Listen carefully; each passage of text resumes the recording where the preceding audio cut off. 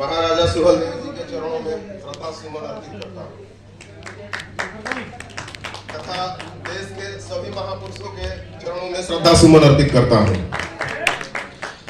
मेरे मित्रों, आज आप यहाँ कार्यकर्ता सम्मान समारोह के लिए आए हैं। कार्यकर्ता सम्मान समारोह, सभी पार्टियों में नेता सम्मान समारोह होता है, लेकिन हम आपके यहाँ आपको कार्यकर्ता सम्मान के माध्यम से बुला रहे हैं।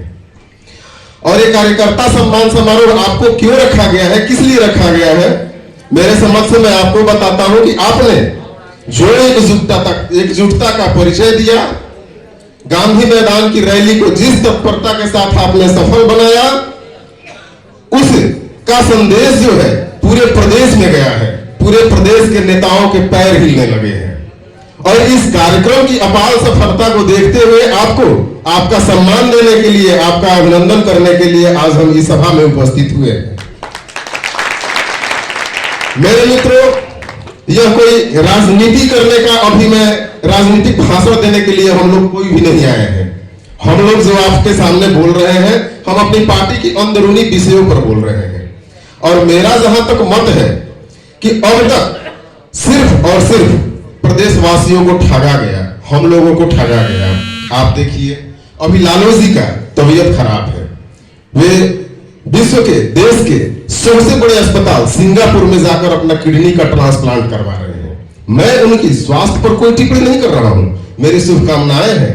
लालू प्रसाद यादव जी जल्द से जल्द स्वस्थ हो और स्वस्थ होकर इस बिहार की धरती पर आवे एवं उनका स्वास्थ्य बेहतर से बेहतर हो, ये मेरी हार्दिक इच्छा है। लेकिन मैं उन्हीं पर एक उदाहरण देता हूं। ये बड़े भाई और छोटे भाई मिलकर 32 वर्षों तक शासन किए। अब इन 32 वर्षों के शासन काल में आप विचार कीजिए, एक मनुष्य के लिए सबसे प्राथमिक जो चीज होता है वह चिकित्सा होता है। वो अपने जीवन में कहीं ना कहीं एक बार अस्पताल का दौरा जरूर करेगा। क्या आप लोग मेरी बातों से सहमत हैं? हर इंसान के लिए अस्पताल बेहद जरूरी होता है।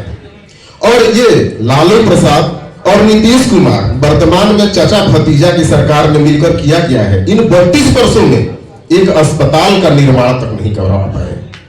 खुद के लिए जब तबीयत खराब होता है तो इस देश के, विश्व के सबसे बेहतर अस्पताल में जाकर अपना इलाज करवाते हैं, लेकिन 32 वर्षों तक आपके ही नाम पर शासन किए और आपको ही मूर्ख बनाकर अपना इलाज विदेशों में करवा रहे हैं। और आपके माता पिता बच्चे इलाज के अभाव में तड़पकर मरे, इसके लिए छोड़ देते हैं। अच्छी अच्छी लच्छेदार बातें करते हैं, उन लच्छेदार बातों से आप महसूस करें कि आपको क्या मिला। आपको कुछ नहीं मिला, हमें कुछ नहीं मिला। एक जमाना था जब लालू जी कह रहे थे कि हम चरवाहा विद्यालय बनाएंगे। चरवाहा तो एक भी पढ़ लिख कर IAS ऑफिसर और DPS नहीं बना, लेकिन वही चरवाहा अगर तबीयत खराब हुआ तो उसका पिता, उसका भाई, उसका बेटा, उसकी पत्नी उसी के आंखों के सामने तड़प तड़प कर मर गई इलाज के अभाव में। और आज उन्हीं को बेवकूफ बनाने वाले लालू जी देश और विदेश के सबसे बेहतर अस्पताल में इलाज करवा रहे हैं। तो मेरे कहने का मतलब आपसे सिर्फ ये है कि आप सच्चाई के साथ आइए। हमारे नेता माननीय ओम प्रकाश राजभर जी जो है समान शिक्षा, समान चिकित्सा पर बातें करते हैं। ये समान शिक्षा और समान चिकित्सा होगी तो हमारे नेता माननीय श्री ओम प्रकाश राजभर जी के जो बेटे हैं वही चिकित्सा लेंगे और वही शिक्षा लेंगे जो शिक्षा आपके बेटे और आपका भाई भतीजा सब लेगा। तो बताइए मेरे मित्रों, ये कहां गलत है? मैं एक सिद्धांतवादी आदमी हूं, मैं इस पार्टी से और मैं नेताजी से आज वर्षों से जुड़ा हुआ हूं। मैं इसी सिद्धांत पर जुड़ा हुआ हूं कि नेताजी का जो नीति है, नेताजी का जो सिद्धांत है, यह मुझे बेहद पसंद आता है।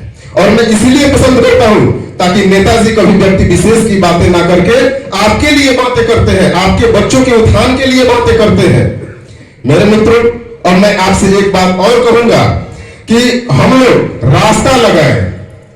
रास्ता लगाने के क्रम में जब आप देखे होंगे कि गांव में एक ही दिशा में आप जब पगडंडी से चलिएगा तो वहां रास्ता बन जाता है और वो रास्ता एकदम घास फूस नहीं उगता है।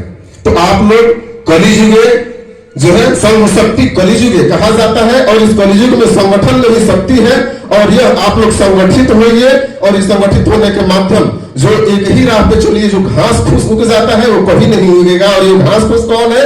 राजद, जदयू, भाजपा जैसे लोग जो है घास फूस है। अगर आप एक ही दिशा में चलते रहे तो ये घास फूस आपका रास्ता कभी नहीं रोक पाएगा। आप इस प्रदेश के, आप इस पार्टी के सूरवीर हैं, ताकत है, मजबूती है। आप अपनी मजबूती के साथ लड़े रहिए, खड़े रहिए, डटे रहिए। और मैं आपके सामने विशेष कुछ नहीं कहूंगा क्योंकि हमारे नेता माननीय श्री ओम प्रकाश राजभर जी को समय अभाव है। इसलिए जय सुहेलदेव, जय भारतीय समाज पार्टी।